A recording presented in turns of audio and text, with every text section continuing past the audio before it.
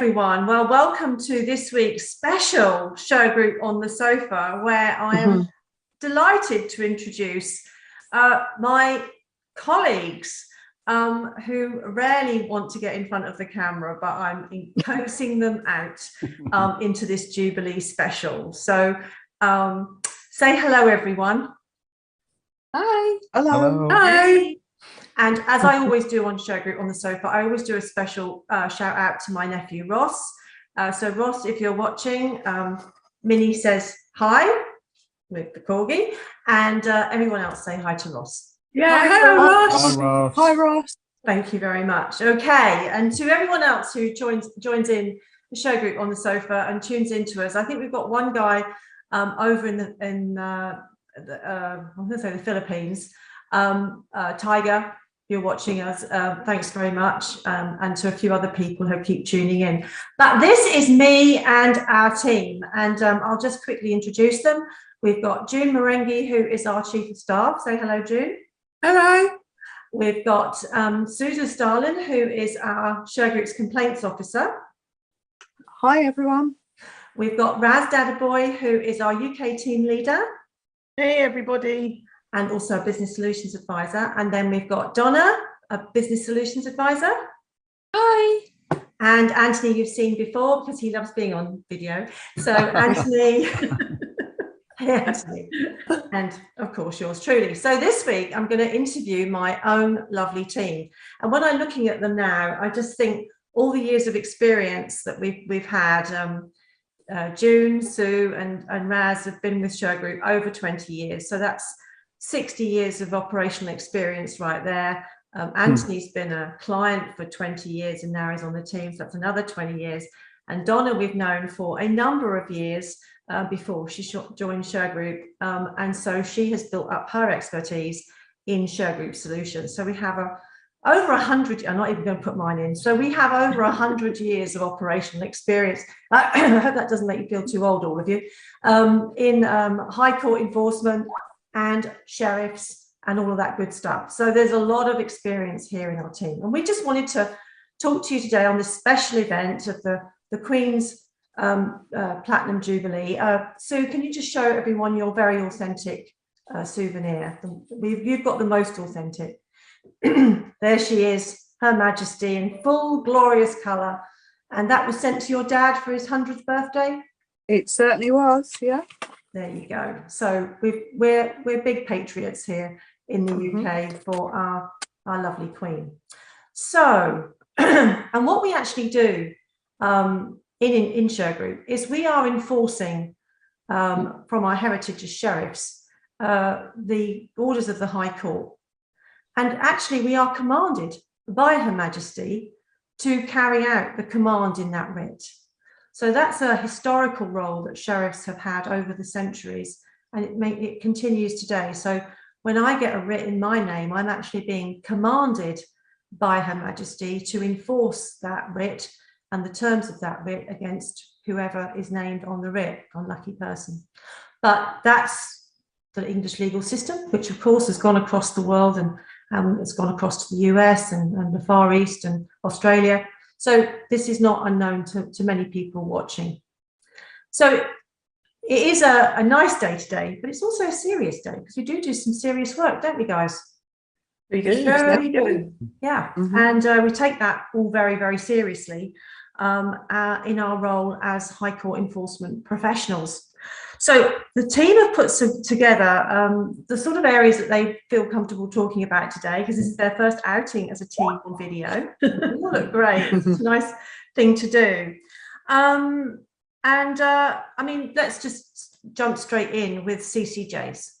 Okay, so how does getting a CCJ, in your view, help a creditor who comes to us with a CCJ? Donna, how do you think that helps a creditor? Well, it helps to strengthen the recovery of the actual debt. So when they've struggled for a certain length of time to recover the money and then they've gone to get a county court judgment, we assist them to transfer that up to the High Court, and then we can send it across to enforcement if payment's still not forthcoming. Yeah, okay. And we talk a lot to a lot of people, don't we? I mean, we talk to hundreds of people every week in Shergroup. Are we winning the war against educating people about what CCJs mean and the impact of them? Yeah, I certainly believe that we do. Insofar as when we receive the county court judgments from the debtors, they've technically tried everything that they physically can to recover the money themselves. So when it comes to us and we get a good result for them, they're absolutely over the moon. Yeah, I know, that's a great outcome, isn't it? But isn't it like, you know, when we've been doing this 20 plus years, and we were doing it long before that, isn't it surprising we still have to do TV shows just to get that message out there to the public about how they can enforce the and what that looks like? Yeah, because it's not easy, is it? We try and make it easy, and we have great agents. So okay, so getting a county court judgment is one of the entry points into Shergroup's solutions platform. And when people come to us with their judgment, then we talk to them. Raz, I mean, you often are talking to people, and courts refer people to us, don't they? And, you know, why do you think that happens? The courts refer them to us because obviously they see we're transferring judgments up to the High Court on a regular basis. They see the certificates that we send out to them, and in order to transfer it to the High Court, and obviously that's how they've got our details. Yeah, but they're quite unusual, aren't we? You do pick up the phone and talk to people. We definitely do. Yes, and we love to talk. We love talking to them as well. Yeah. So I actually think the courts see as a bit of an extension in terms of an advice centre, right, for people that. Yeah, I'd say so as well. Yeah. Yeah, I think that's really how we're seen, which is nice, because they don't do that for everyone, as we know. Now, we help all sorts of people in all sorts of businesses and environments, but obviously solicitors are a very traditional area of business for us. Anthony, you've worked in other practices. How do we help solicitors when it comes to enforcing their clients' CCJ, or in fact anything for a solicitor? How do we add value to solicitors? Well, I suppose what I would say is that the real difference with us as a High Court enforcement firm is we're solicitors as well. So I've worked at solicitors where they handle the matter, they obtain the default judgment or the judgment by admission, and then, of course, they have to send it out to be enforced. Now, at the moment, if they're going to send it to a county court bailiff, it's a bit of a how long's a piece of string when it will even be potentially looked at. But of course, if it comes to us, then we are able to transfer it up for the purposes of enforcement. Yeah. So we add value really to what solicitors do, don't we? We make them look good. Absolutely, absolutely. And obviously, I previously used us for a very long time in that exact role as a customer. So I obviously saw the success and stayed with Shergroup because it was very successful. The results were good, and that's all that anybody can ask for, really. Well, we certainly work to achieve that. What happens though, Sue, when the results aren't successful? I mean, we have to manage clients' expectations, don't we? We certainly do. Yes, unfortunately, there are many members of the public who believe that the county court judgment is a guarantee of getting their money back, if only it was. But that is really the last step, as Donna quite rightly said, in the client or the individual chasing their money. But of course, we can offer no guarantees of returning that money to them. So yes, we do have to manage their expectations. Yeah. And obviously there are a lot of individuals out there who have the money and won't pay, but there are also a lot of individuals who want to pay but really and truly can't pay. They're just people of straw. They have nothing. Yeah, we're trying to walk that tightrope, aren't we? Between absolutely walk that tightrope. Yeah, we do. And I mean, June, I'm the authorised officer, right? You were nearly an authorised officer. You should have taken the exam and become an authorised officer. You're right, I should have. Yeah, you should have. But I only say that because we all rely on you in terms of some of these, I don't know, taxing situations that we find ourselves in with courts. I mean, you do a lot of work with courts, the High Court, county courts, and with clients. I mean, you know, we've been doing this now for transferring judgments for 23 years. I mean, do you see any improvement? To be honest, the court system has changed, because when chasing courts before and wanted to speak to them for advice, we knew who we could talk to. There was always someone on the end of the phone. Yeah. And you got to know their names in the departments, and you had a good rapport. But then came along when they opened up their call centres, and the call centres have to take calls for a lot of courts. It isn't the same. But because they can't give you the information you need all the time, they can't put you through to the court all the time. Well, they can't put you through to the court. You have to email the court and wait 10 days before you can get a response to the call centre to help you. But some of the people in those teams, they really do try and help. Yeah. So we're lucky we've got a court service, but they do a tough job, and it is hard to get through to someone, but we do try. You've definitely got the powers of persuasion, June. Yeah, definitely. She definitely got that. She's tenacious, right? Yes. In terms of getting paperwork back from courts, and I think that's a big plus when you're using this team. Every part of the database is managed. Every piece of paper that goes to and from a court is tracked, and so we're really, when we talk about adding value, aren't we helping solicitors take that load off their desk, and indeed litigants in person, and managing that whole process for them? Exactly, because they wouldn't have the time or the inclination to keep ringing courts to get documents back. Right. And to be honest, it is an art, and we just have got the knack of being able to do it. Yeah. Yeah, definitely. So again, I think why Shergroup scores in a lot of areas for its clients is that we really do look after the paperwork as well as we do the client. So all the way around, everything that we do is being tracked and managed. Okay, so that's a bit about county court judgments and why we're a good hub. So if you've got a judgment inquiry, this is the team to use. They all know you'll get through to one of them, and they'll be able to point you in the right direction. Even if we can't help you, which if you've got a judgment that's unusual, but if we can't help you, then we'll explain why.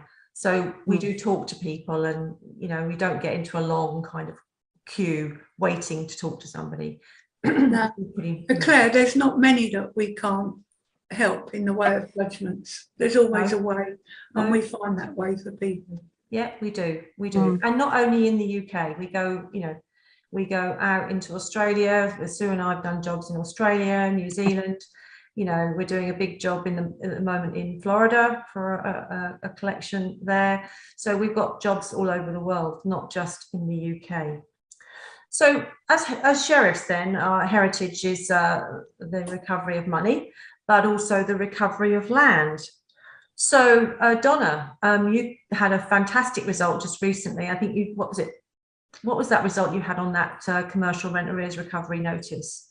Yes, so we had a CRA, commercial rent recovery. It was against a salon, so it was against a beauty salon.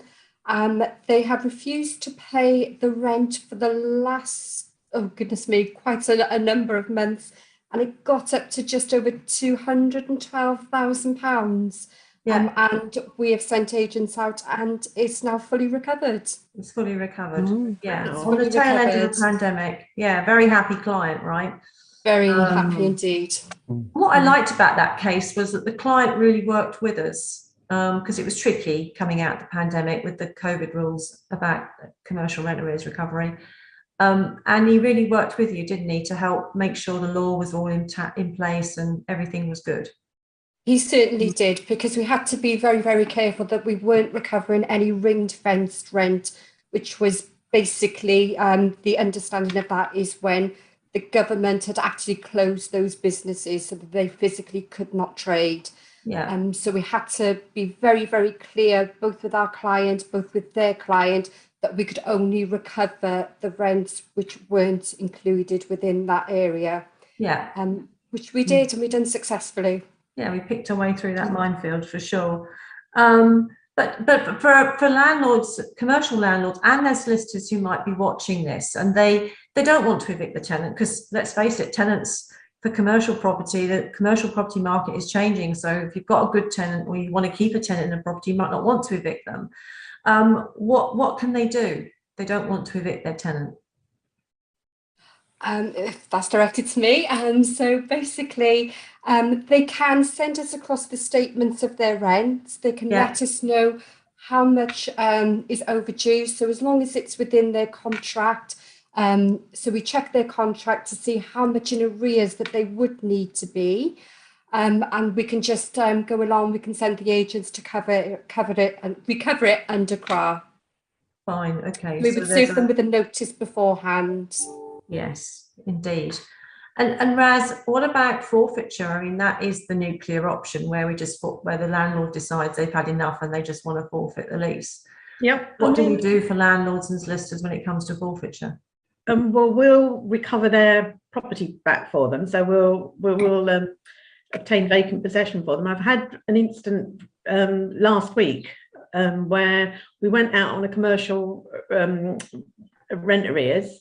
Unfortunately, no goods there. So I've actively recommended to the client to go for forfeiture and get back their shop premises.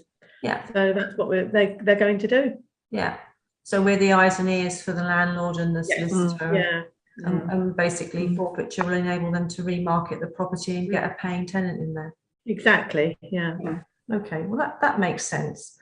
And of course, in these difficult times, I know we're having a bit of a light-hearted day today because of the Jubilee, which is lovely, but I'm sure even Her Majesty is thinking hard about people that are not having an easy time of it. And of course, we deal with that every day of the week, don't we, in our working lives? It's a difficult subject on the spectrum of services that we offer. Enforcement is at what I say, the dark end of what we do. And I mean that in a way that it's not a popular job, right? But there we are. The law is as the law is. What do we say about landlords who have probably been agonising all the way through the pandemic about what to do with their tenants and their properties and arrears?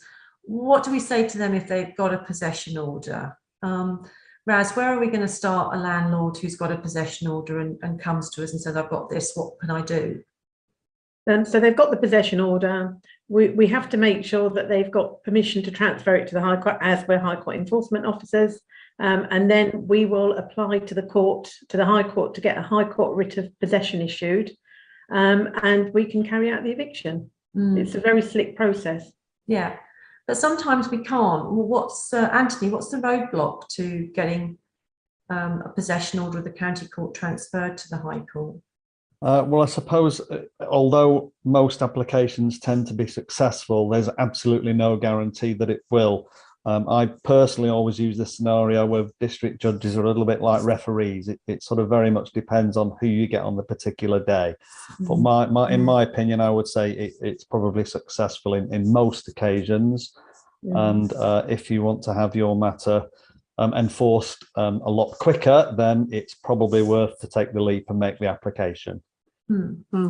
So again, we won't get into the nitty-gritty of that today, but what I would say is, if you are a landlord and you have a possession order, or you're thinking about getting a possession order, speak to us before you even start, or if you're partway through, what your options are, and we can guide you on what to do next. So wherever you are in the process, we can talk to you about the situation and give you the best possible outcome. I think the best, if I could just add there, Claire, the best advice on that for the landlords is to give us as much information as they can for us to present to the court, so that when the district judge looks at it, he can say, well, for example, they're not letting in the gas safety engineer. they've trashed the place with evidence even to support that. And the rent arrears, of course, if they've how many months' rent they are in arrears, and the future rent that they're likely to lose waiting for a bailiff to carry out the eviction for them, and it can run into tens of thousands of pounds. Sure. So we need to paint that very clear picture to the district judge so he can literally read the witness statement and make his decision without, you know, a second thought really, and thinking, well, don't really want to put these people out. Yeah. But, you know, the reasons why I should. Yes. Yes. Well, which is right, because the judges are asking for, exceptional circumstances. Yes. Not just how long a county court bailiff will take. And then we have to let the judge know that you have to take into, that the period that it takes to get your claim through, add that to the bailiff's time when they can attend. It's a lot more than just when the bailiffs can attend. Absolutely. And I think there's always more circumstances than just the rent being owed. Yes, exactly. Because I know one of the letters that I did for court just lately, the guy was owed £53,000 worth of rent. So I said it's causing him distress. And that is a big reason, because somebody might be relying on that money, and it's not right that they have to wait so long. And that's how a lot of landlords feel, and that's how a lot of landlords advocates feel. But for some reason, probably because of the pandemic and probably because of the economic situation created by the pandemic, although it was bad before, even before we had the pandemic, the pandemic is just another layer of problem. But all the way along, everyone is desperate to get this right. I think that's something that we do see. Judges are desperate to get it right. Landlords are desperate to get it right. And poor old tenants are on the sharp end. But at the end of the day, as June said, if you're owed £53,000 and you've got a mortgage to pay on that property, then if you don't pay your mortgage, you'll be the next one to be evicted. So it's a bit of a vicious circle, really. And we just want to make sure that the powers that be understand from things like Shergroup on the sofa, the sort of problems that we're tackling to try and make the system as fair as possible. And it's not just a jump in and evict somebody. It's actually a lot more thought and a lot more assessment of the situation, because eviction is a difficult word. Yeah, it's not a very nice word, but it has to be done. It has to be done. Yeah, that's right. Okay, so we have these two ancient powers as sheriffs, commanded by Her Majesty to recover money or recover land. And on top of that, we've built a whole platform of services, haven't we? We've built off our heritage, our tremendous heritage of Shergroup. And security is an emerging solution that we've built up over the last 15 years in the UK. Raz, you're doing brilliantly with some of the London boroughs, helping them secure their sites. I mean, why do you think they use Shergroup security as opposed to, I don't know, G4S or some of the big security companies? What are we offering that they're not? Two of the borough councils that I deal with, I won't name them, but two of them, they have used somebody else previously. They've had a great service from us, and we've had last minute, they might want something last minute. Even today, they've said that they want something done over the bank holiday weekend. They're worried that some people, trespassers, might get into their property, so they want last minute security. So they get a great service from us. We're available anytime they want us. They've got our direct numbers, they've got a direct contact email, so they can contact us anytime. Yeah, and we do the difficult end of the market. It's and we use a lot of canines, don't we, in our security? And why do you think clients like that? What's the difference between man guarding and canines, do you think, on some of these sites? They want that extra security where we've got the dog patrol, where we've got the canine. So rather than just a static guard, a man on his own, they find even today, that's what I suggested to my client, but they said that they would prefer a canine to be on site. Yeah, yeah. They are intimidating in a Yes, they passive are. way. Yeah. And they do underline the fact that the site is secured in a particular type of way. But I think that security and enforcement do go hand in hand, and it's been a great way for us to develop our security solutions. And Donna, you've been doing security with sort of man guarding, but then also equipment and kit around security. I mean, how has that been working out for your clients? Absolutely. So we've had a range of different security on different sites. So we had a set of flats that we had to secure. So we secured them with screening, with security doors. We also had cameras in there, which we monitored if there were any issues. We were alerted so that we could then alert the client, or we could attend on their behalf and alert the police to make sure that no further squatters would be involved. We've also gone along and done site clearances. We've put security gates up for people. And again, we've had manned security, whether that be our security guards or security guards with canines, with dogs as well, which is a very good deterrent. You were doing a random gate, weren't you? I mean, didn't you go down to Haverford West and do a gate across? Was it across a field or? Right. Okay. So basically, this is a commercial premises that are there, and there's an alleyway between two buildings, and between the two buildings, they were having problems with people fly tipping. Yeah. So we've had to go down. We've measured the security gates for them. We've offered them security cameras. So that we can catch the people who are doing the fly tipping for them, and also cleared the site as well. So they're now a lot happier. Yeah, and I think you went and did that in your own time, didn't you? I certainly did. So obviously with distance, etc., I went down there on a bank holiday Monday. I went down there to measure up for the security gates for them, which they were obviously happy with, so that we could speed up the process of getting them installed. Yeah. Donna is a good example of a lot of Shergroupies. You know, you see our Shergroupies on our website. These are the real Shergroupies. They don't want to have their picture on the website every day, but they're very happy to have avatars. Oh, she's got a dog. She's got a real dog. So the Shergroupies are devoted. And when they come into this project of Shergroup, what we find is that they either love it or not. These guys all love it, and there's behind them there's another load of Shergroupies that I can't get on the screen today. But the point is that they give a really dedicated service both to the company and to the clients that they look after. And I applaud that, and of course I'm very grateful for that. But it's genuine. As you internet people like to say, it's authentic. These are the authentic Shergroupies.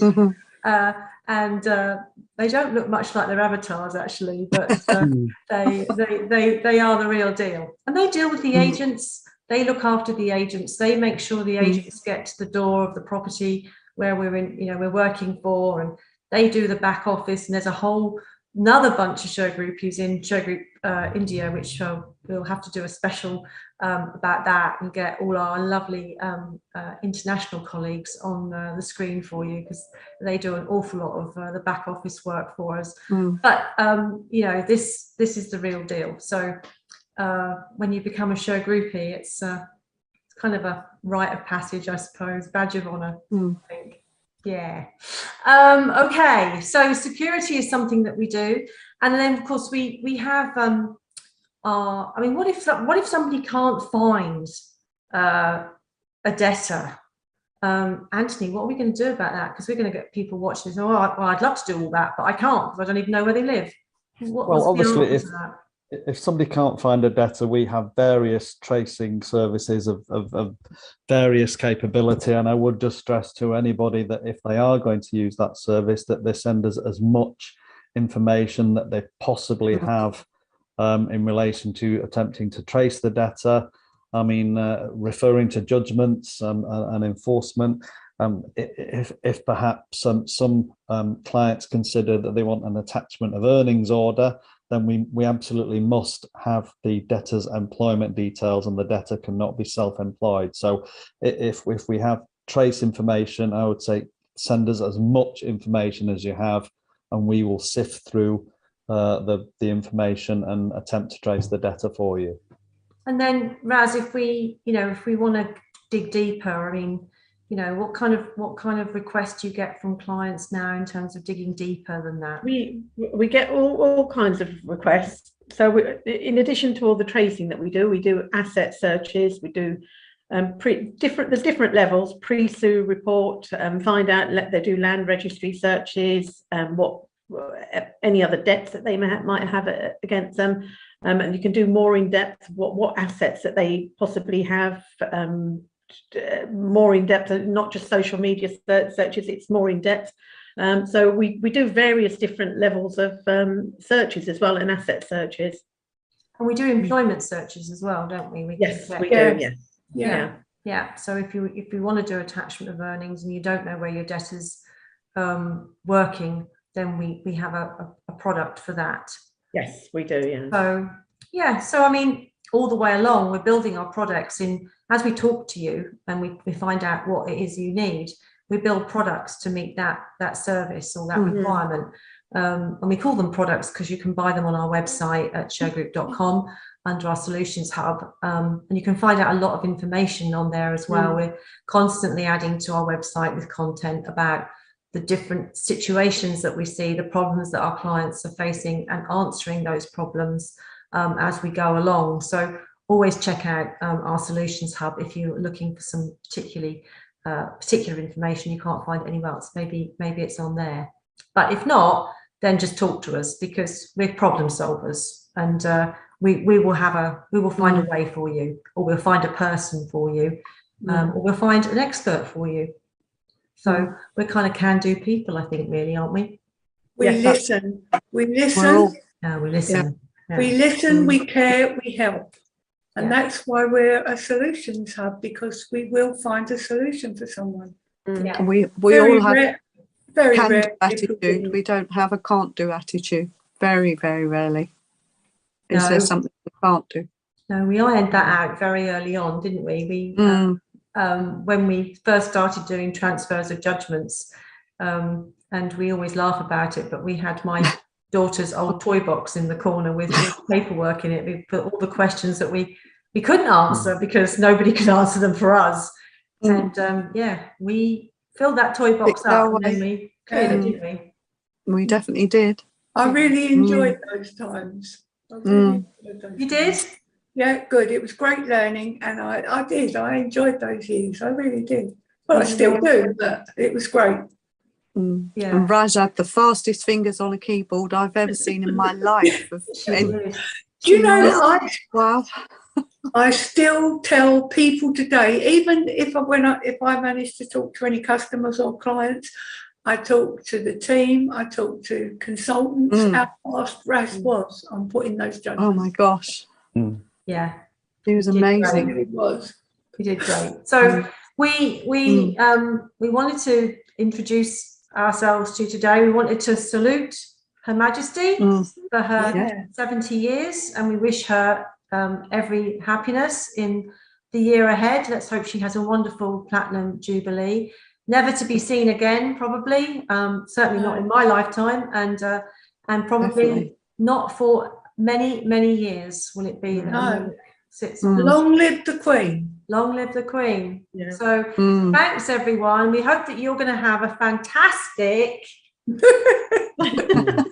platinum jubilee wherever you are on the planet. This weekend the Brits are going to be celebrating. They're going to be happy. They're out of COVID, and they're going to have a nice long weekend. For everyone else who's not in the UK, which includes me, it's business as normal tomorrow and Friday. I will be raising a glass to Her Majesty, and to we all will. We all will. All right. Yeah. So say bye, Thank everyone. you. Thank you, Beth. everyone. Bye, everyone. Bye-bye. Bye. And thanks for listening, and we'll talk to you again soon. Take care, everyone. Bye, everyone.